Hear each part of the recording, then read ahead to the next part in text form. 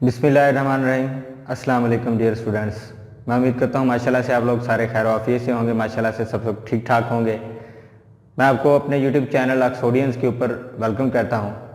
हम अपने YouTube channel को बेहतरीन तरीके से सरअंजाम दे रहे हैं। आप हमारे यूट्यूब जो चैनल है उसको सब्सक्राइब करें और बेल आइकन को लाजमी तौर पर क्लिक कर लें ताकि आपको हर आने वाली जो नई वीडियो है इंफॉर्मेटिव वो मिलती रहे। हम अल्लाह के फजल से अल्हम्दुलिल्लाह फर्स्ट ईयर के कोर्स का अख्ताम कर चुके हैं। फर्स्ट ईयर इलेक्ट्रिकल की मेन बुक जो है उसको हमने डिस्कस किया। अब हम इलेक्ट्रिकल सेकेंड ईयर की क्लासेस का आगाज़ कर चुके हैं।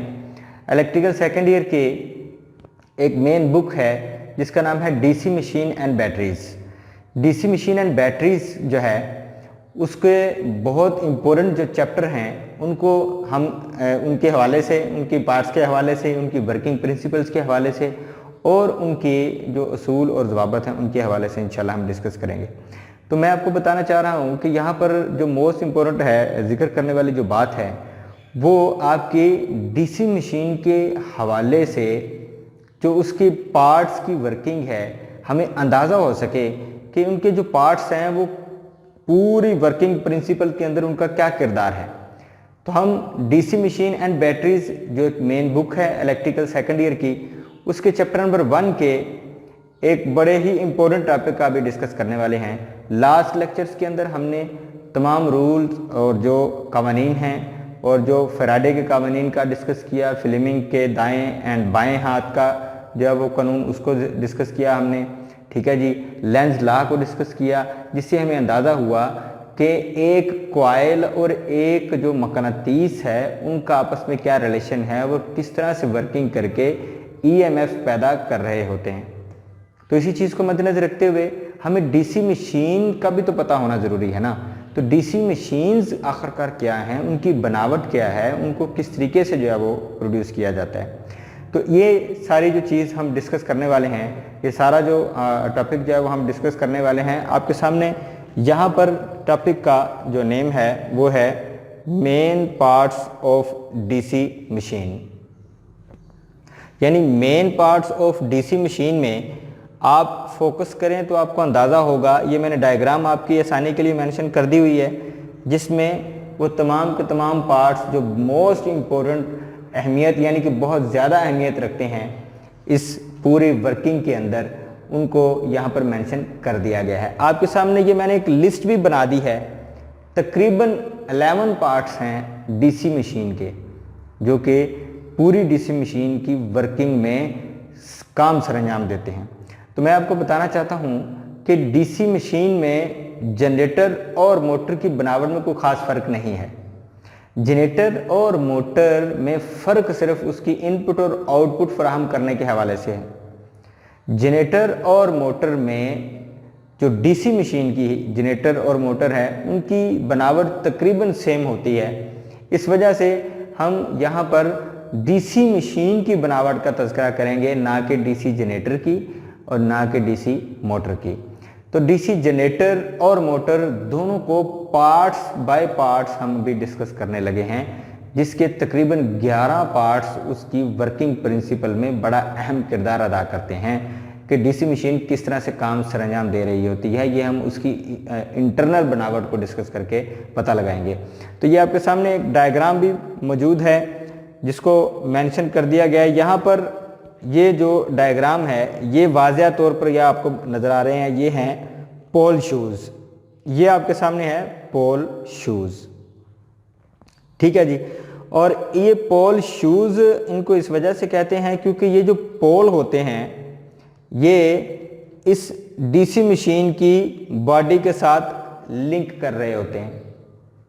तो इनको बॉडी के साथ ढाल कर भी बनाया जाता है। ढाल से मुराद कि फॉर एग्जांपल अगर छोटी मशीनें, छोटी मशीन से मुराद यानी कि छोटी मशीन है, छोटी मोटर है, तो उसके जो पोल होते हैं जिसके ऊपर वाइंडिंग की जाती है, उन पोलों के ऊपर वाइंडिंग की जाती है, उस वाइंडिंग को सहारा फराहम करने वाले जो हिस्सा होता है वो पोल कहलाता है। और वो पोल बॉडी के साथ भी ढालकर बनाए जा सकते हैं छोटी मोटरों के अंदर, छोटी मशीनों के अंदर। जो बड़ी मोटरें होती हैं, जो बड़ी मशीनें होती हैं, उनके जो पोल होते हैं, यानी कि ये जो है यहाँ पर मैंने मेंशन किया हुआ है, ये सामने आपके पोल कोर, उनकी ये जो पोल कोर है ये पत्रीदार बनाई जाती है। पत्रीदार बनाकर उसको नट बोल्ट की मदद से इसकी ये जो योक है, यहाँ पर मैंने ये फील्ड योक मेंशन किया हुआ है, ये उसकी मुकम्मल बॉडी है, ठीक है जी। और इस बॉडी के अंदर लगे हुए हैं पोल कोर, और इस कोर के हैं पोल शूज़। ये शूज़ क्योंकि इसकी जो आपकी जो इसकी डायग्राम है, जो इसकी शक्ल है, ये शूज़ से मिलती है, इस वजह से इसका नाम रख दिया हुआ है पोल शूज़, ठीक है जी। और इनके पोल शूज़ और पोल कोर के दरमियान एक ये जो आपको नज़र आ रहा है, ये है इंटरपोल, यानी दो पोलों के दरमियान पाया जाने वाला जो पोल है, जो मुस्ततील शक्ल का होता है, वो होता है इंटरपोल, ठीक है जी। और ये एक जो पोल कोर है, उस कोर के ऊपर एक वाइंडिंग कॉइल जो है ना, उसका यानी कि लपेट कर दिखा दिया गया है। इसको मैंने फील्ड कॉइल से यहाँ पर ज़ाहिर कर दिया है।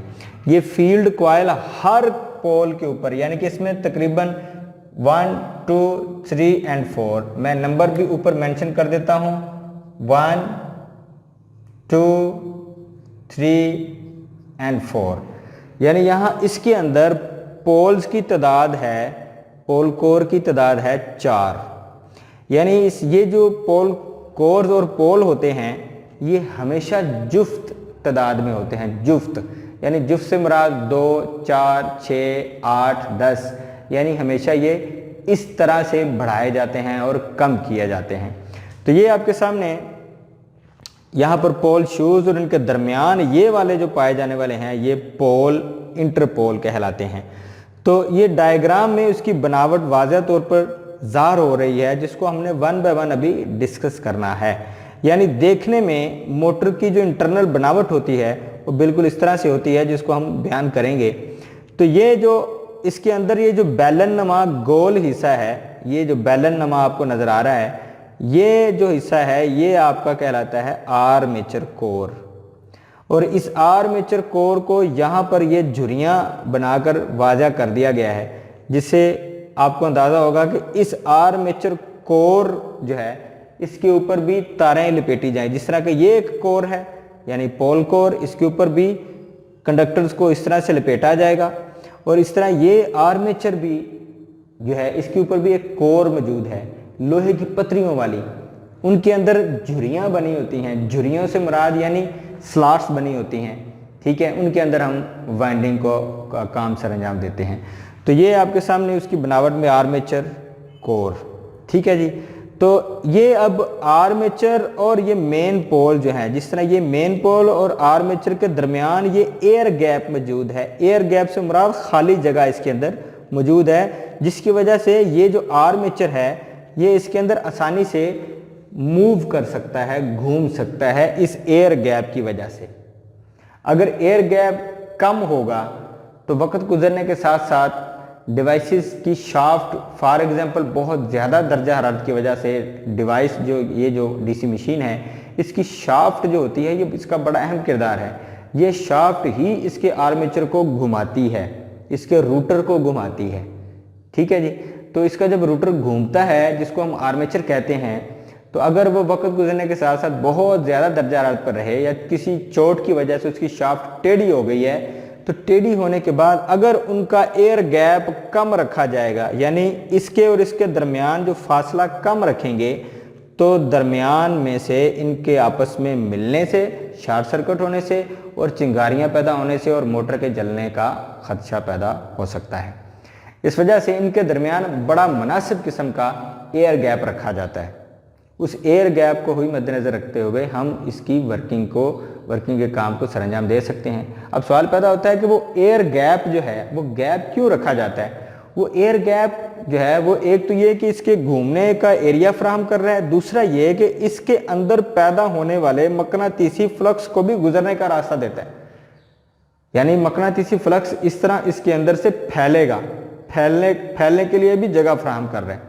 क्योंकि जो इन पोल कोर और इन पोल शूज़ के अंदर कॉइलें जिस तरह ये कॉइल है, जब इसको करंट फ्राहम की जाएगी तो ये एक मकनातीस बन जाते हैं। ये पोल कोर और पोल शूज़ मकनातीस बन जाते हैं इन कॉइलों में करंट गुजरने के बाद, क्योंकि कॉइलें भी खुद मकनातीस बन जाती हैं। क्योंकि ये पोल कोर और पोल शूज़ जो होते हैं ये लोहे के बने होते हैं, और इस वजह से जो लोहा होता है वो मकनातीसी फ्लक्स को यानी मकनातीस को गुजरने का रास्ता फ्राहम करता है।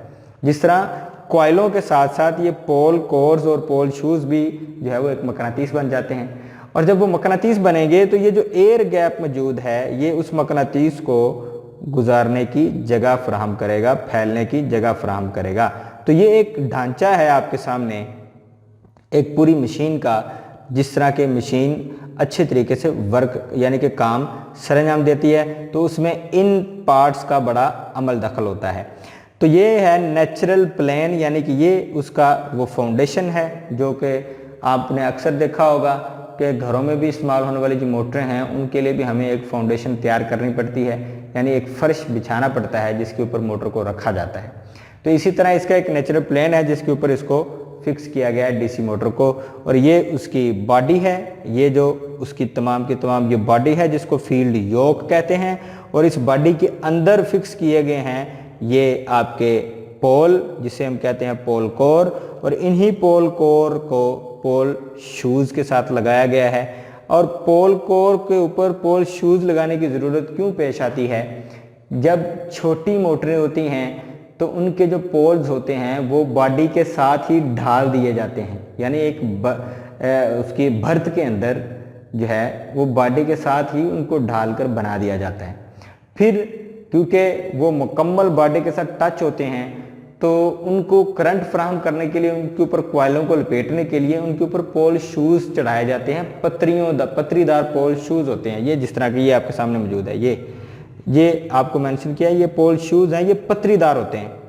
यहाँ पर मैं आपको मेंशन भी कर देता हूँ छोटा छोटा, यानी कि ये पत्रीदार होते हैं जिससे इनको पोल को एडी करंट लॉसेस से निजात मिल जाती है।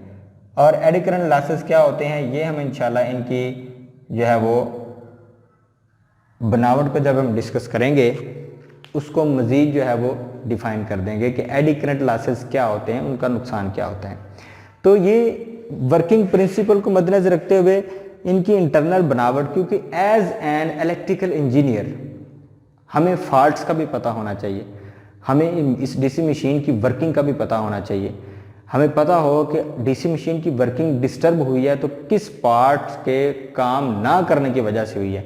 लेकिन सवाल ये पैदा होता है कि हमें उस पार्ट का, उस हिस्से का पता भी होना चाहिए।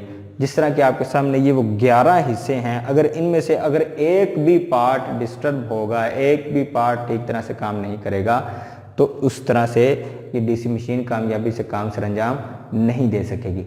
तो हम यहाँ पर वन बाय वन जनाब इन तमाम पार्ट्स का भी जिक्र कर लेते हैं। आपके सामने ये पहला लिखा हुआ है मकनातीसी फ्रेम। मकनातीसी फ्रेम यानी मकनातीसी फ्रेम या बॉडी या योक।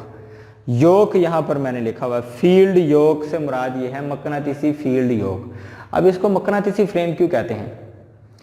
अब इसको मकनातीसी फ्रेम कहने का मकसद ये है क्योंकि इसका जो बॉडी होती है वो ख़ास किस्म के आयरन की बनी होती है। उस आयरन से क्या फ़ायदा हासिल होता है कि वो मकनातीसी लाइनों को, मकनातीस को गुजरने की इजाज़त देता है। यानी जब इन पोल के ऊपर, ये जो पोल हैं इनके ऊपर जब कॉइलें लपेटी जाएंगी तो इन कॉइलों के ऊपर से, यानी कॉइलों के अंदर से करंट गुजरेगी तो इनके ऊपर जो है वो मकनातीसी फील्ड पैदा होगा, और वो फील्ड जो है वो इस फील्ड योक यानी इसकी बॉडी के अंदर से इस तरह गुजरता हुआ तमाम के तमाम जो है मोटर के अंदर या जनरेटर के अंदर फैलेगा। लेकिन वो फैलेगा किस सूरत में? अगर उसका जो मकनातीसी फ्रेम है, फ्रेम यानी कि उसकी बॉडी जो है वो लोहे की होगी। तो ये नेचुरल सी बात है कि जो लोहे का फ्रेम होता है वो मकनातीसी लाइनों को गुजरने की इजाज़त देता है और उनको रास्ता फ्राहम करता है और आसानी फ्राहम करता है। तो इस लोहे के फ्रेम का एक बड़ा इम्पोर्टेंट काम जो है, इसके दो मेजर काम हैं। एक तो ये, क्योंकि ये लोहे का फ्रेम, ये बॉडी जो होती है ये इस तमाम ये इसके अंदर लगे हुए जितने भी पार्ट्स हैं उनको एक सहारा फराहम कर रहा है।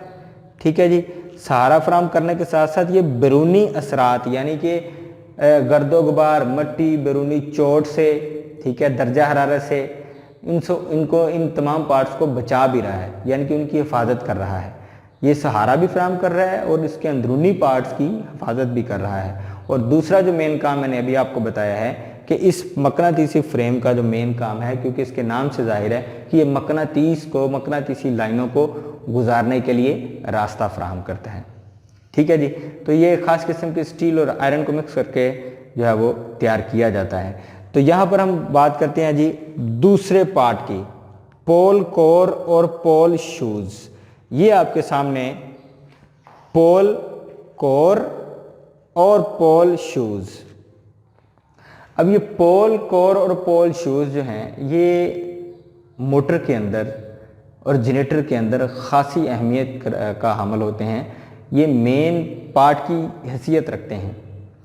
अब इन पोल के ऊपर हम फील्ड वाइंडिंग करते हैं और ये पोल जो है ये अगर छोटी मोटरों में हो, जिस तरह मैंने पहले भी आपको डिस्कस किया कि अगर छोटी मोटरें हों या छोटी मशीनें हों तो ये पोल जो होते हैं ये इसकी ये जो बॉडी है ये बॉडी के साथ ही इनको ढाल दिया जाता है, यानी ये ढाल कर बनाए जाते हैं, पिघला कर, यानी पिघला हुआ लोहा जो है उसको आप ढाल देते हैं किसी और शक्ल में तब्दील करने के लिए। यानी इसकी मुकम्मल बॉडी जो है अगर बनाई जाएगी तो साथ ही उसके ये पोल भी बन जाएंगे। ये छोटी मशीनों के अंदर होता है, लेकिन बड़ी मशीनों में ये जो पोल्स हैं ये पोल्स जो हैं ये अलहदा से पतरीदार कोर की शक्ल में लगाए जाते हैं, यानी मुख्तलिफ पतरियों को आपस में जोड़ा जाता है और उनको आपस में अलहदा करने के लिए वार्निश्ड किया जाता है और फिर उन पतरियों को जोड़कर एक कोर और एक पोल तैयार किया जाता है। उस पोल को इसकी ये जो बॉडी है उसके साथ नट बोल्ट की मदद से कस दिया जाता है। ठीक है जी, तो जब छोटी जो मशीनें हैं, छोटी मशीनों में अगर उनके पोल्स जो है वो इनकी बॉडी के साथ ढाल कर बनाए जाएं तो उनके ऊपर हमें ये पतरीदार जो है वो शूज़ चढ़ाने पड़ते हैं ताकि इनके अंदर कोई किसी किस्म की एडी करंट लॉसेज या शॉर्टेज पैदा ना हो। तो ये पोल शूज़ कब चढ़ाए जाते हैं? छोटी मोटरों की सूरत में। और बड़ी मोटरों की सूरत में ये सारे का सारा जो पोल है ये पतरीदार बनाया जाता है और पतरियों को इस तरह आपस में जोड़ा जाता है कि हर पतरी दूसरी पतरी से अलग होती है ताकि हम एडी करंट लॉसेज से बचा जा सके। अब एडी करंट को जिक्र कर लेते हैं कि एडी करंट लॉस क्या होता है।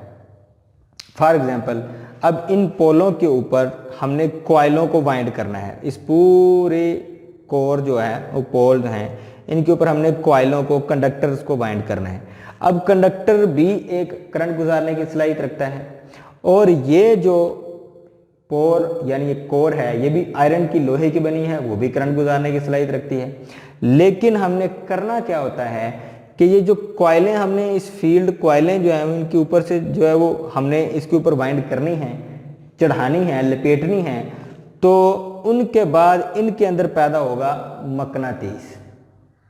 ठीक है जी, और वो मकनातीस जो है इन कोर्स के अंदर से गुजरेगा और ये कोर्स उस मकनातीस को गुजारने का रास्ता फराहम करेंगी, क्योंकि इसकी कोर जो पतरियां हैं वो लोहे की हैं, वो मकनातीस को गुजारने का रास्ता फराहम करेंगी। अगर किसी वजह से ये जो कॉइलें इन पोल्स के ऊपर जो है वो बाइंड की हुई हैं वो किसी तरह लोहे को टच कर जाएंगी तो फिर शॉर्ट सर्किट वाक़या होगा, यानी वो जो करंट है वो कॉइलों में गुजर रही है वो कोर के अंदर गुजरना शुरू हो जाएगी, जिससे कोर का दर्जा हरारत बहुत ज़्यादा बढ़ जाएगा, जिससे कोर की जो वार्निश्ड है या कोर के दरमियान जो इंसुलेशन है वो ख़त्म हो जाएगी और आखिरकार बिल आखिरकार कॉइलें और आपस में जो दूसरी कॉइलें हैं उनका आपस में शॉर्ट सर्किट होगा या मोटर और जनरेटर जो है वो जल जाएगी। तो ये सारे अमल से बचने के लिए हम कॉइलों को यानी कंडक्टर्स को, तारों को भी इंसुलेट करते हैं।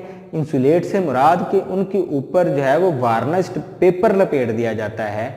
ठीक है जी, टेप, वार्निश टेप जिसे आप कहते हैं, कॉटन टेप, वो लपेट दी जाती है ताकि तारें आपस में मिले ना और तारें इस पोल शूज़ और पोल कोर के साथ ना मिलें, ताकि कोई किसी किस्म का शॉर्ट सर्किट वाक़या ना हो। तो इस वजह से पोल कोर जो होती है वो हमेशा पत्रियों को आपस में मिलाकर बनाई जाती है, इस वजह से उसका नाम कोर है।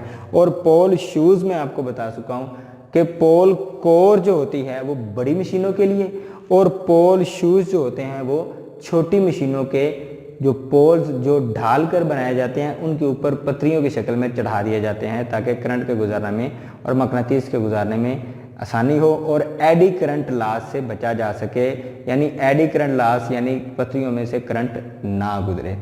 तो यहाँ पर हम तीसरे पार्ट की तरफ आते हैं, फील्ड कॉइल या फील्ड वाइंडिंग। फील्ड कॉइल, यहां पर आप देखें फील्ड योक, फील्ड कोर, पोल कोर और ये है फील्ड कॉइल।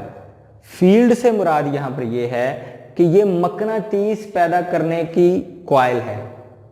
इस कॉइल की खसूसियत है जो मकनातीस पैदा कर देती है उसको हम फील्ड कॉइल कहते हैं।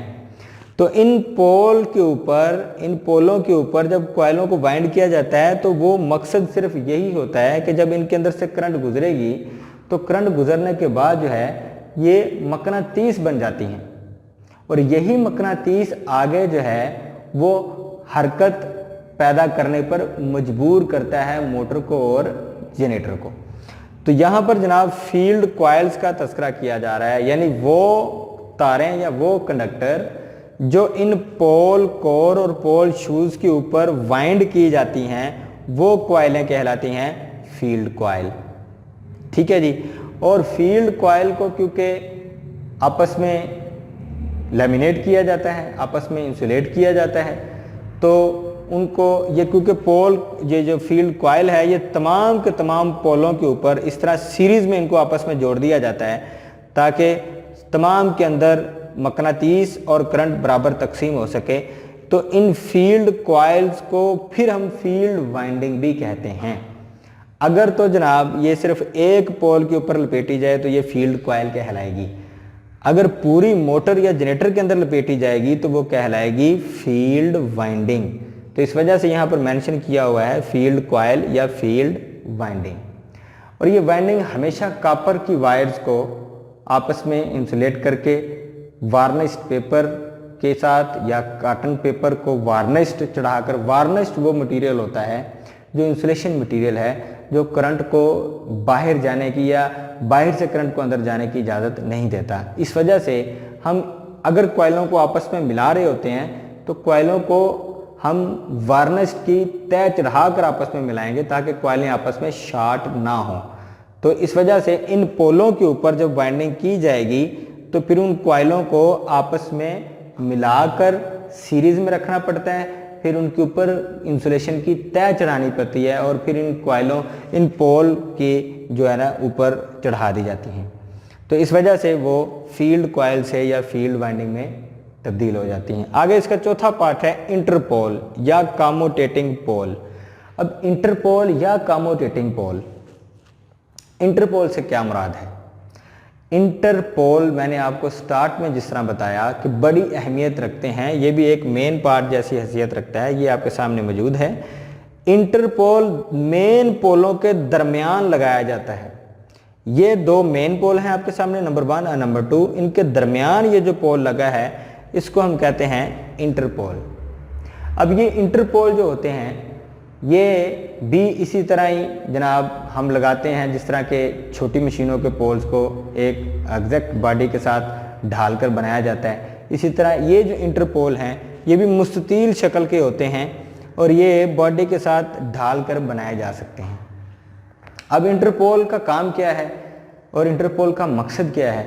इंटरपोल जो है वो ख़ास किस्म का काम करते हैं, यानी फॉर एग्जांपल इसके अंदर एक मेन पार्ट होता है कम्यूटेटर, और कम्यूटेटर जो है वो लगा होता है आर्मेचर के ऊपर। ये आर्मेचर कोर है, इसको हम रूटर कहते हैं। रूटर के ऊपर अगर हम वाइंडिंग कर देंगे, कॉइलें चढ़ा देंगे, तो रूटर के ऊपर कॉइलें चढ़ाने के बाद वो बन जाता है आर्मेचर कोर। अब आर्मेचर कोर के ऊपर एक उसकी शाफ्ट के ऊपर जनाब एक लगा होता है कम्यूटेटर डिवाइस। कम्यूटेटर एक छोटा सा आला होता है, सिलेंडर नुमा आला, जो कि वो कॉपर की पत्रियों को आपस में मिलाकर तैयार किया जाता है और यही आगे पावर सप्लाई फराहम करता है एसी को डीसी में कन्वर्ट करके। तो कम्यूटेटर क्योंकि शाफ्ट के ऊपर लगा होता है जो कि मुसलसल घूम रही होती है, तो उसकी घूमने के दौरान अगर थोड़ा सा एयर गैप कम होगा तो उसके अंदर पैदा होंगी चिंगारियां। तो वो चिंगारियां डायरेक्ट असरअंदाज करेंगी इन पोल्स की कॉइलों के ऊपर, इन पोल्स की कॉइलों के ऊपर। तो उन चिंगारियों से बचने के लिए हम क्या करते हैं कि दरमियान में इंटरपोल लगा देते हैं। ये जो इंटरपोल है इनका एक मेजर काम आपके सामने मौजूद है, वो ये है कि ये जो पैदा होने वाली जो चिंगारियां होती हैं कम्यूटेटर, आर्मेचर और पोल्स के दरमियान, उन चिंगारियों के खिलाफ जो है वो मज़ाहमत पेश करते हैं। और इनका जो है वो शॉर्ट सर्किट से बचाने के लिए भी इनका इस्तेमाल किया जाता है कि ये कॉइल्स और इन कॉइल्स का रब्ता करने के लिए हम क्या करते हैं कि इन पोल्स के ऊपर मोटी तार की वाइंडिंग कर देते हैं और वो जनाब इन तमाम पोल्स के साथ लिंक करती है। ठीक है जी, तो ये शॉर्ट सर्किट, ठीक है जी, उससे बचाने के लिए भी और इसके अंदर पैदा होने वाली चिंगारियां उससे भी हिफाजत हासिल करने के लिए हम इंटरपोल्स का इस्तेमाल करते हैं। ठीक है, दो पोलों के दरमियान मुस्ततील शक्ल का जो इस्तेमाल होने वाला हिस्सा होता है उसे हम इंटरपोल कहते हैं।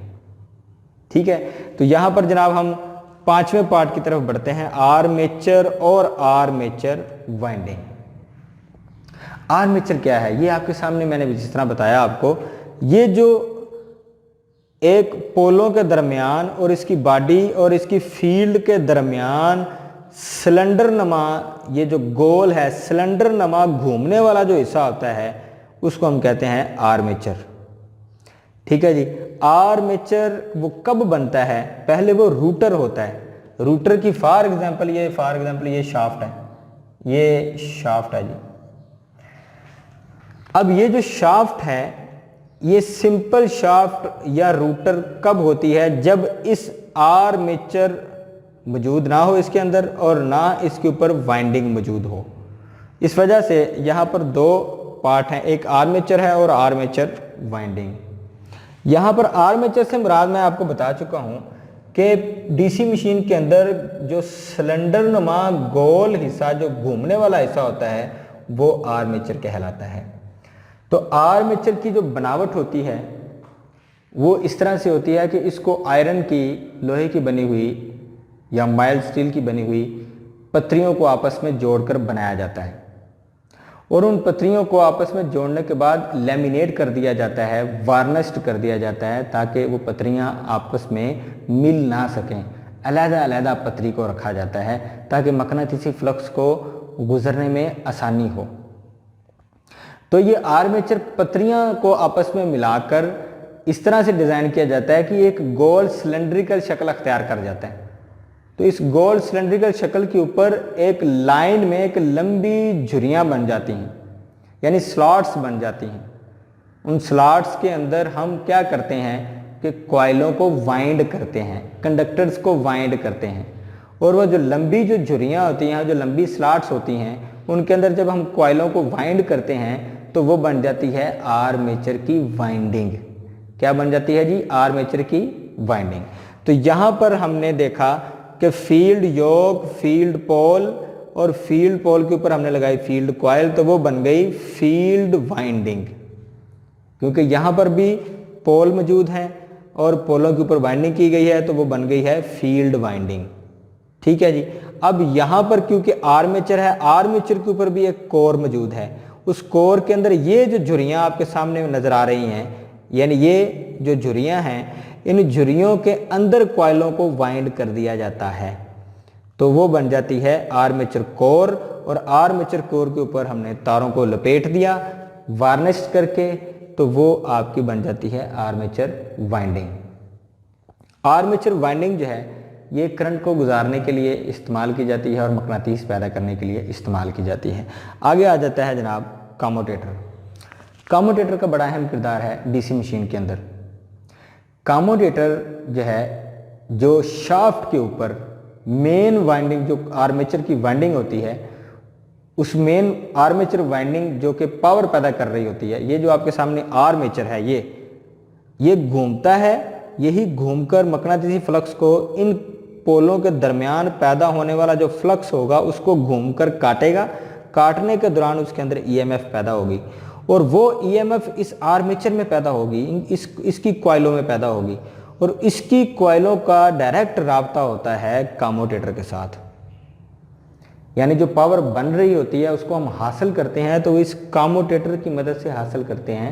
ये कम्यूटेटर एक जो है वो बैलन नुमा, यानी आप समझ लें कि बैलन नुमा एक हिस्सा होता है। बैलन यानी हाफ सिलेंड्रिकल और हाफ जो है वो बैलन टाइप जो है वो हिस्सा होता है इसका। ये कॉपर की छोटी छोटी जो हिस्से हैं, कॉपर की छोटी पत्रियों को आपस में मिलाकर जो है वो तैयार किया जाता है।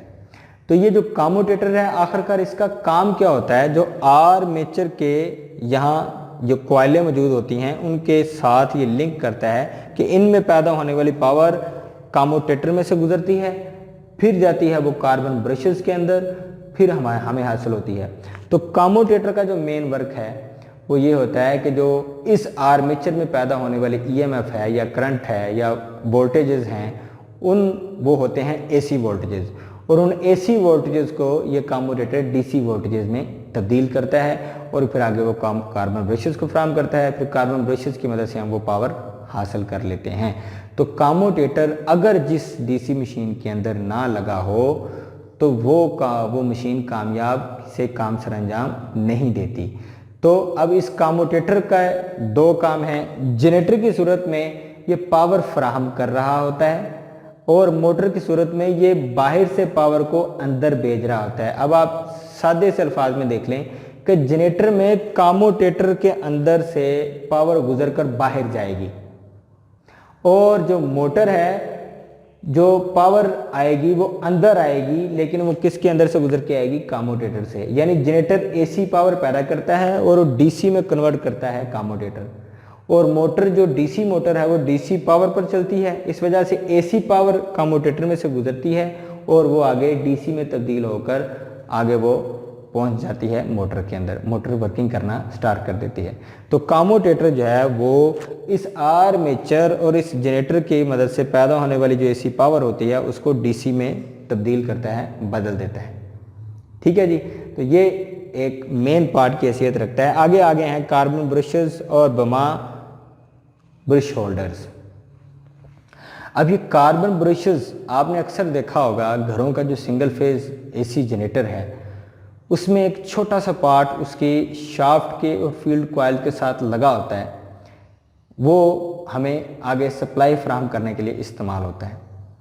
अब जिस तरह मैं अब आपको बता रहा था कि कम्यूटेटर का काम होता है जनरेटर से पैदा होने वाली एसी पावर को डीसी में तब्दील करना, तो ये जो डीसी पावर तब्दील होती है ये सीधा जाती है कार्बन ब्रशेस के ऊपर। अब ये कार्बन ब्रशेस जो होते हैं ये कम्यूटेटर के साथ टच कर रहे होते हैं और घूमते हुए टच कर रहे होते हैं। तो ये जो कार्बन ब्रशेस हैं ये जो है वो इस कदर नरम कार्बन मटेरियल के बनाए जाते हैं और ये खुद तो जनाब घिस जाते हैं, लेकिन ये कम्यूटेटर की कॉइल को नुकसान नहीं होने देते। यानी ये नरम कार्बन मटेरियल के बनाए जाते हैं क्योंकि शाफ्ट के ऊपर आर्मेचर के ऊपर जो है वो उसके साथ ही कम्यूटेटर लगा होता है जो बड़ी स्पीड से घूम रहा होता है और घूमकर टच हो रहा होता है कार्बन ब्रशेस को। और कार्बन ब्रशेस नरम कार्बन मटेरियल के, ग्रेफाइट मटेरियल के बनाए जाते हैं। वो खुद घिस जाते हैं लेकिन वो जो घूमने वाले आर्मेचर के वाइंडिंग के कम्यूटेटर को नुकसान नहीं पहुंचने देते। ठीक है जी, तो ये कार्बन ब्रशेस जिनकी मदद से हम पावर हासिल करते हैं वो उसके अंदर कार्बन मटेरियल के, ग्रेफाइट मटेरियल के बनाए जाने वाले जो ब्रशेस होते हैं उनको हम कार्बन ब्रशेस कहते हैं। और ये बमा ब्रश होल्डर, ये ब्रश होल्डर जो है ये कार्बन ब्रशेस को यहाँ पर सहारा फराहम कर रहा है और इसी ब्रश होल्डर के अंदर कार्बन ब्रशेस के लिए स्प्रिंग लगे होते हैं। अब उन स्प्रिंग्स का क्या काम होता है कि जो ही जब ये कार्बन ब्रशेस कम्यूटेटर के घूमने के साथ लिंक कर रहे होते हैं तो वो जो बहुत ज़्यादा फोर्स पैदा होती है, स्प्रिंग उसको अपने अंदर जज़ब कर लेता है, यानी कि वो इन कार्बन जो ब्रशेस हैं उनको दबा के रखता है, यानी ये उन स्प्रिंग की मदद से दब के रहते हैं, जिससे चिंगारियां पैदा नहीं होती। कार्बन ब्रशेस का और कम्यूटेटर का आपस में लिंक करने के दौरान चिंगारियां पैदा नहीं होती। चिंगारियां किस सूरत में पैदा होंगी कि अगर हम कार्बन ब्रशेस को भी एक जगह पे फिक्स कर दें और ये जो कम्यूटेटर है वो घूम रहा है मुसलसल और उसके साथ टच हो रहा है और रगड़ की कुव्वत पैदा हो रही है, उस रगड़ से चिंगारियां पैदा हो रही हैं। लेकिन कार्बन ब्रशेस के इस ब्रश होल्डर के अंदर लगे होते हैं स्प्रिंग, और वो स्प्रिंग जो है वो उसको दबा के रखते हैं, दबाने में मदद देते हैं कि कार्बन ब्रशेस के साथ जब कम्यूटेटर लिंक करेगा तो वो स्प्रिंग नीचे की तरफ उसको दबा देंगे, जिससे फोर्स दबाव यानी जो खिंचाव है वो अमल करके चिंगारियां नहीं पैदा करेंगी। आगे आ गया है इसका रॉकर।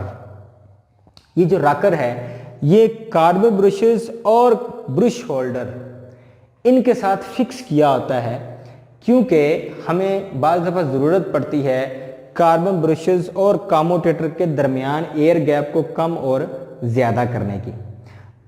फॉर एग्जाम्पल बाज़ दफ़ा क्या होता है कि इसके अंदर जो मौजूद जो स्प्रिंग होता है वो अगर ख़राब हो गया है तो स्प्रिंग ख़राब होने की वजह से वो कार्बन ब्रशेस का दबाव जो है वो बढ़ रहा है आहिस्ता आहिस्ता, और वो कम्यूटेटर है वो कार्बन ब्रशेस के बिल्कुल करीब आ गए हैं। तो फिर हम इन रॉकर, ये जो रॉकर होता है ये एक ऐसा वेरिएबल मटेरियल होता है, यानी कि ऐसी एक डिवाइस यानी छोटा सा हिस्सा या पुर्जा होता है जो जनाब इन कार्बन ब्रशेस को सहारा फराहम करता है और ब्रश होल्डर को उठा के रखता है, ये शाफ्ट के ऊपर लगा होता है। तो इस रॉकर की मदद से हम क्या कर रहे हैं, कार्बन ब्रशेस को आगे या पीछे करके उसकी पोजीशंस को सेट करने के लिए इस्तेमाल कर रहे होते हैं, ताकि कम्यूटेटर के ऊपर हम चिंगारियों को कम से कम कर सकें। तो सादे से अल्फाज में आप रॉकर की डेफिनेशन इस तरह से कर लेते हैं कि कार्बन ब्रशेस की जगह को तब्दील करने के लिए, उसको आगे और पीछे पोजीशन में तब्दील करने के लिए हम रॉकर का इस्तेमाल करते हैं। ये आपके सामने वो रॉकर मौजूद है। आगे आ गया है नौवां पार्ट, यानी साइड कवर्स या एंड हाउसिंग। ये साइड कवर्स, फॉर एग्जांपल ये आपके सामने ये साइड कवर्स, ये आपके ये मैंने यहाँ पर मेंशन कर दिए, यानी ये एक साइड कवर्स है ये साइड कवर्स है। इन साइड कवर्स का क्या काम होता है कि एक तो इस पूरी बॉडी के ऊपर, इस बॉडी का ये काम होता है कि इसके ये जो जिस तरह हमने डिस्कस किया कि मकनातीसी फ्रेम के साथ ही एक बक्स लगा होता है जो कि कनेक्शन बक्स कहलाता है, वो बक्स अलहदा से होता है। लेकिन ये जो साइड कवर्स हैं, ये साइड कवर्स जो हैं ये इनके अंदर छोटे छोटे सुराख मौजूद होते हैं। इन सुराखों के अंदर से गर्म हवा बाहर की तरफ जाती है और ठंडी हवा जो है वो अंदर की तरफ आती है, ताकि मोटर और जनरेटर जो है वो अपने नॉर्मल टेम्परेचर की तरफ रहें। तो ये साइड कवर्स इसलिए जो है वो इस्तेमाल किए जाते हैं। ये प्लास्टिक मटेरियल के भी होते हैं और लोहे की बॉडी के साथ ढालकर भी बनाए जा सकते हैं। तो ये साइड कवर्स या एंड हाउसिंग जो कि इस्तेमाल होती हैं, ये गर्म हवा को बाहर और ठंडी हवा को अंदर भेजने के लिए इस्तेमाल किए जाते हैं। ये मैंने सादे से अल्फाज में आपको बयान किया है। आगे है शाफ्ट जनाब आप समझ लें कि एक मोटर और जनरेटर के अंदर मेन किरदार अदा करती है। ये लोहे की बनी हुई एक सलाख होती है और बिल्कुल गोल सिलेंड्रिकल शक्ल में होती है, और ये जो सलाख होती है इसी सलाख के ऊपर जनाब हम क्या कर रहे होते हैं, ये आर्मेचर यानी इसकी कोर को डिज़ाइन करते हैं, इसके ऊपर कोर चढ़ाते हैं, पतरीदार कोर, यानी ये एक शाफ्ट है। इसको मैं यहाँ पर मेंशन कर देता हूँ, ये आपके सामने ये है शाफ्ट। अब इसी शाफ्ट के ऊपर आप देखें ये एक फ्रेम चढ़ाया, फ्रेम चढ़ाने के बाद इसके ऊपर कोर को डिज़ाइन किया, ये इसके दार पतरीदार कोर, ये उसकी झुर्रियाँ, इसके ऊपर हमने वाइंडिंग लपेट दी, तो वो बन गया आर्मेचर कोर, और आर्मेचर कोर की बन गई जनाब आर्मेचर वाइंडिंग। तो इन सारी आर्मेचर और आर्मेचर कोर को सहारा फराहम कर रही है शाफ्ट, और ये शाफ्ट ही जनाब आर्मेचर को घुमा रही है, और ये घूमने में शाफ्ट ही मदद फराहम कर रही है। तो अगर शाफ्ट जो है वो ठीक तरह से काम ना करे तो वो आर्मेचर ठीक तरह से काम नहीं करेगा, घूमेगा नहीं और पावर पैदा नहीं करेगा। तो ये जो शाफ्ट होती है इसके दोनों सिरों पर यानी दोनों साइडों पर बैरिंग्स लगे होते हैं इस शाफ्ट को घूमने में आसानी पैदा करने के लिए। बैरिंग्स जो है वो अमूमन यहाँ पर भी इस्तेमाल किए जाते हैं। ये आपके सामने जो मैंने बनाए हैं इसके साइड कवर्स, इन साइड कवर्स के अंदर भी बैरिंग्स इस्तेमाल होते हैं आपके मूविंग सिस्टम को आसानी फराहम करने के लिए। अब यहाँ पर मौजूद है शाफ्ट के घूमने में आसानी पैदा करने के लिए बैरिंग्स और आर्मेचर के घूमने में आसानी पैदा करने के लिए हम इन साइड कवर्स के अंदर बैरिंग्स को इस्तेमाल करते हैं। लो जी, ये था साइड कवर्स और एंड हाउसिंग। आगे आ गया ये शाफ्ट मैंने आपको बताया है कि माइल्ड स्टील या माइल्ड आयरन या ख़ास किस्म का लोहा होता है उससे तैयार की जाती है। ये आ गया 11वां पॉइंट जो कि है 11वां हिस्सा, बड़ा ही इम्पोर्टेंट हिस्सा, बैरिंग जो है ये ख़ास किस्म के मटेरियल के तैयार किए जाते हैं। इनके अंदर एक ऐसी सलाहियत होती है कि ये फ्रिक्शन की कुव्वत को कम करते हैं और इनके अंदर लुब्रिकेशन की होती है। लुब्रिकेशन से मुराद ऑयल को या ग्रीस को जो है वो भरा हुआ होता है, तो वो इस शाफ्ट को और इस आर्मेचर को घूमने में आसानी फराहम करने के लिए हम इन बैरिंग्स को इस्तेमाल करते हैं शाफ्ट के फ्रंट साइड पर भी और बैक साइड पर भी। और इन आर्मेचर की आसानी के लिए हम साइड कवर्स के अंदर इन बैरिंग्स का इस्तेमाल करते हैं। तो बैरिंग्स का भी बड़ा अहम किरदार है एक डीसी मशीन के ऑपरेट करने में। तो ये थे आपके वो मेजर 11 यानी 11 पार्ट्स जिनके ऊपर डिपेंड करती है आपकी डीसी मशीन्स। ये तकरीबन कॉमन होते हैं, सेम होते हैं डीसी मशीन्स से मुराद यानी डीसी जनरेटर और डीसी मोटर के अंदर। इस वजह से ये जो 11 पार्ट्स आपके सामने मैंने आपको बयान किए हैं, ये आपके सामने इस डायग्राम के अंदर भी बयान किए हैं। तो ये सारे के सारे कॉमन पार्ट्स हैं जो डीसी मशीन्स के अंदर पाए जाते हैं और इनकी वर्किंग आपने 1 बाय 1 देखी कि पोल शूज़, पोल कोर और ये इसकी बॉडी, ये उसके अंदर इंटरपोल लगाए, ये शाफ्ट है, ये आर्मेचर है और फील्ड कॉइल इन पोलों के ऊपर हमने लपेट दी और ये सारी वर्किंग 1 बाय 1 हमने ये आपके सामने 11 पार्ट्स की सूरत में हमने डिस्कस की। मैं उम्मीद करता हूँ माशाल्लाह से आपने इस पूरी डीसी मशीन के पार्ट्स को अच्छे तरीके से समझ लिया होगा कि एक डीसी मशीन किस तरह से वर्क कर रही होती है, उसके इंटरनल पार्ट्स उसके वर्क करने में किस तरह से आसानी फराहम कर रहे होते हैं और उनका क्या किरदार होता है एक डीसी मशीन के काम करने में। तो इंशाल्लाह आने वाली वीडियोस के अंदर हम इन पार्ट्स को 1 बाय 1 भी डिस्कस कर सकते हैं और इनके जो मेजर हिस्सा जो होता है वो फील्ड कोर और फील्ड कॉइल्स इंशाल्लाह हम उनके मतलब डिस्कस करेंगे और वाइंडिंग के हवाले से डिस्कस करेंगे। आप लाजमी तौर पर हमारे चैनल को फॉलो किया करें, इसको सब्सक्राइब कर लें, इसकी बेल आइकन को क्लिक कर लें ताकि आपको हर आने वाली नई जो वीडियो है इंफॉर्मेटिव वीडियो वो आपको मिलती रहे। तो मैं उम्मीद करता हूँ आप लोग काफ़ी कुछ सीख रहे हैं। ये इलेक्ट्रिकल सेकंड ईयर की मेन बुक पे ये जो आपकी डीसी मशीन एंड बैटरीज़ हैं उसके बड़े बेहतरीन टॉपिक्स हम डिस्कस कर रहे हैं पहले चैप्टर के। इंशाल्लाह हम आने वाले जो आइंदा वीडियोस या आइंदा जो लेक्चर्स होंगे उनके अंदर भी हम मज़ीद बेहतरीन जो है वो अपना इंफॉर्मेशन को आपके साथ शेयर करेंगे। हमें फॉलोअप करें। Thank you so much. अल्लाह हाफिज़।